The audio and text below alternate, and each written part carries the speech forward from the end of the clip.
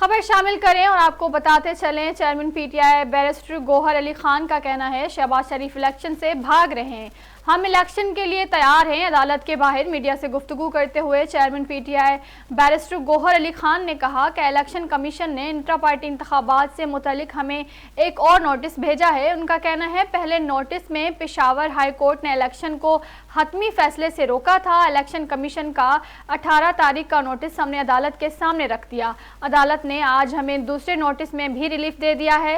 Barrister Gauhar का ये भी कहना है कि लाहौर हाई कोर्ट में दरख्वास्त दी थी कि आरओज और डीआरओज जुडिशरी से हों। हम शफाफ इंतखाबात चाहते हैं, इसलिए जुडिशरी से आरओज और डीआरओज चाहते हैं।